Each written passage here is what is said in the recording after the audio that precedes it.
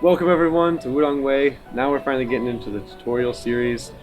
We've had a lot of episodes of introductions, and now we're going to get into some movement. So this video, what I want to do with the first week is all of our warm-up videos. So for the first video, I want to start with the most basic, like a soft warm-up basically, something that we do all the time in the early morning, or if we're working on some of our internal basics like the Tai Chi walking that we'll get to, standing meditation, or even a Qigong set or Tai Chi. Something that we can do to kind of wake up the body and move the circulation, check the joints, and make sure that you're not coming up and like doing something and having bad posture to start off with.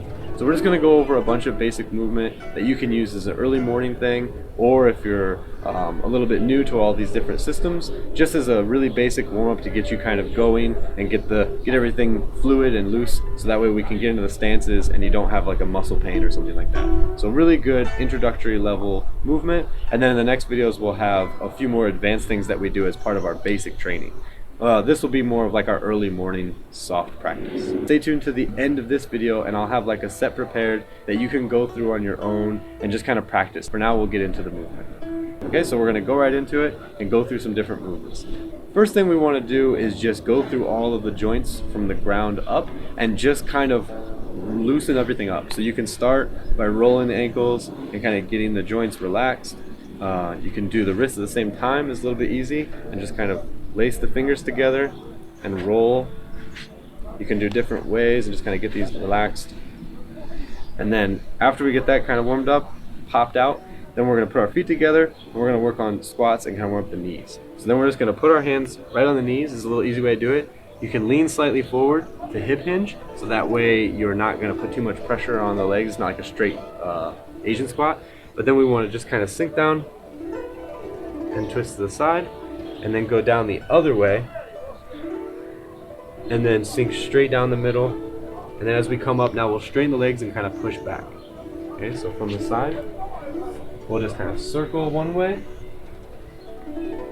circle the other way, and straight down and straight back. And when you're doing this, don't worry about the back posture too much. We'll work on squats in other videos with the stances and things like that. For this, you really just want to get the knees and squat it down, and whatever height is good. If you're doing like a smaller rotation, that's okay. Keep the knees locked together is the best. If you start going down and they're coming apart, you're going to lose a little balance.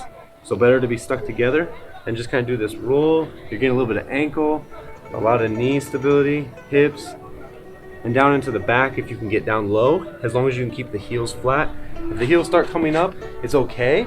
But if the heels come up, it's better just to stay a little higher and work there. As you can get lower, without the heels coming up is better. That way you get a nice warm up for the thighs, for the legs, for the knees, everything kind of rolling and getting soft and warmed up. So we do a repetition, maybe 6 sets to start off, 10 sets is okay. Just kind of go through it nice and soft and stable. And we're going to stretch up. So then we go ankles to knees. Now we're going to work on the hips. Really simply just picking a leg. Sometimes we start with the left all the time, and just kind of balance on your other leg. Keep the knee slightly bent for stability, and then we're just going to pick the knee up and do these stable rolls with the hip. Trying to get the knee really high as you go from inside to outside, and kind of relaxing down. Keep the foot relaxed. All the pressure just in the knee, lifting up and sinking down. Try to keep it nice and controlled. Don't move too dynamically, and try not to lose balance. If you do need to touch the ground on the way down and kind of reset, that's okay. But try to kind of work for a goal. Keep the hands placed and just kind of do these nice stable rolls. If you lose balance, remember, bend the knee on your stable leg and pay attention to your breathing. You can work both ways. Inside direction is going to be a little bit weirder, but you can also do that. Do a couple sets and then we can change sides and do the same thing on the other side. Okay, so you can work both ways with that as well. Normally we do about a set of 10 or 20, just to kind of get it nice and warmed. And you'll start feeling a little bit here, nice and stable. Okay, so 1, 2, 3, and then 4, we're going to go up to the waist. For the waist, very simple. We're going to place the hands on the lower back, and then we're just going to do these big circles. So for these, we're just going to put our hands on our back, and we're just going to roll. So keep your feet shoulder width apart, and just kind of roll around, pressing forward, sinking around, keeping the back straight, and sinking back to side.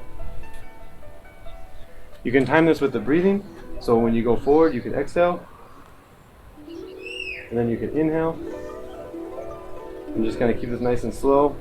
Then you can go both directions and change sides and work this way as well.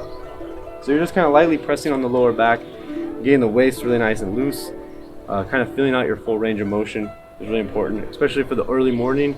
You want to take the back really slow just to kind of get it nice and stable and soft. For the early morning practices, there's a lot of back movements, so we want to really pay attention to this one and keep it relaxed. Okay? Then we do that, we can do a little side to side, and we can work up the body, interlacing the fingers, and kind of now we're going to move into shoulders and chest and neck. So we're going to stretch the arms straight up, still feet shoulder width apart, and now what we can do without moving our left foot, we're going to twist to the left and press our right leg straight. Okay, so you're actually going to like kind of push your toes into the ground, kind of make your right leg solid and tense, and then kind of stretch up and look. You can look behind you or you can look straight up. So I like to twist, kind of turn, and the last time kind of look up, then relax and put the foot down, and then turn into the right, lifting the left leg up, twisting about as much as you can, and then looking up. Nice and relaxed. You can introduce the breathing to movements like this, where you kind of exhale as you go up,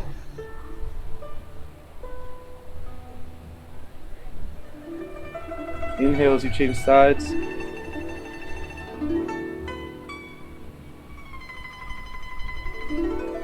kind of going through a set or 3 or so on both sides at least. You can keep doing more if you feel comfortable. Really make sure you're kind of pushing the pointed leg into the ground, kind of extending the leg and straightening, a little bit of power. Keeping this leg a little bent is okay, and really twisting the waist as much as you can. You can kind of hold the posture for a few seconds and come down and relax. So now we're kind of working up the body, kind of getting into the back, getting everything nice and relaxed. Maybe every once in a while you can kind of check, do some twisting to relax. Okay, and then we'll move into some shoulders. So shoulders really simple. They're already really mobile. We just want to make sure that we have a big range of motion. So we can do just big circles is okay. Everyone does this a lot. You can do a lot of side to side, crossing the arms and just keeping the body relaxed.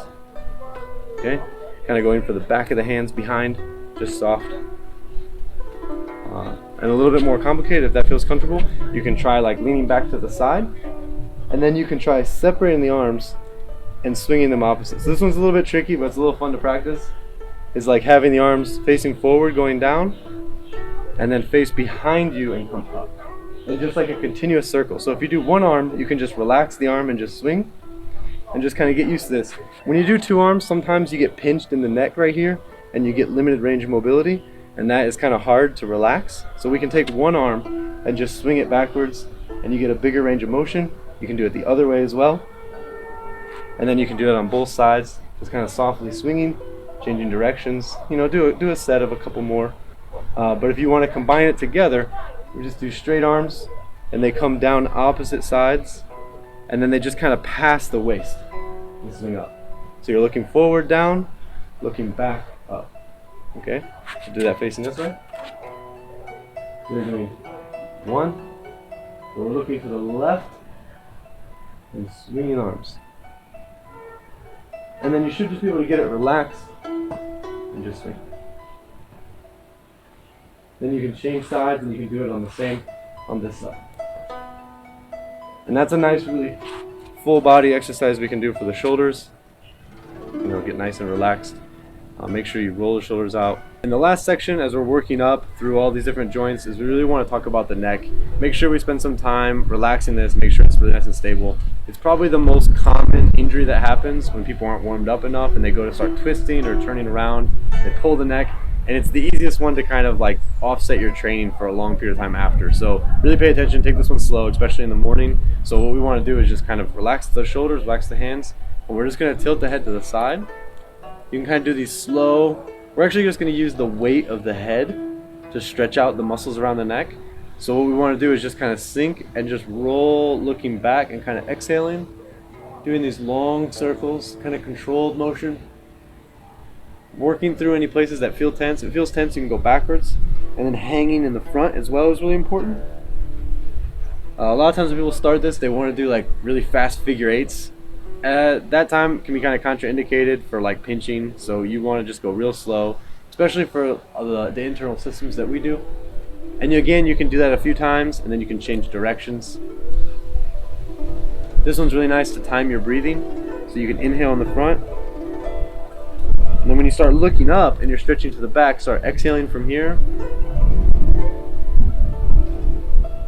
And that way you're not holding any pressure. A lot of times the breathing we're going to come back to a lot with these arts, because if you get to these places where you feel tension and you're holding your breath, you can cause more tension. So we really want to have this be the exhale and slowly kind of relaxing the muscle. If you inhale and hold, you'll tend to like tense up the neck, so you want to stay away from that and be careful. And you just kind of do that a few times and then just kind of relax out and just kind of shake everything out. Okay? So this is a really nice set we can do just in the early morning. It's pretty much what we do every day for the Qigong before we get ready to practice, just to kind of wake up, make sure that the joints are engaged, make sure the muscles are ready to be active, and just kind of go through everything to make sure that if there's a problem somewhere, if you feel pain or if you feel like some kind of muscle stiffness, then we can isolate that and work on some other stretches or some other movements in later videos.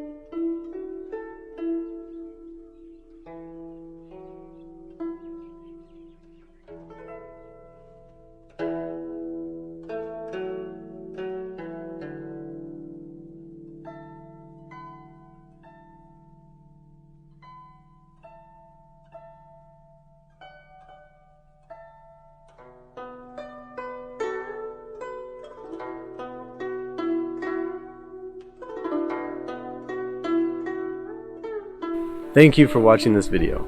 Be sure to hit subscribe, check out all the information underneath. There you can navigate to the Ways of Wudang Patreon account.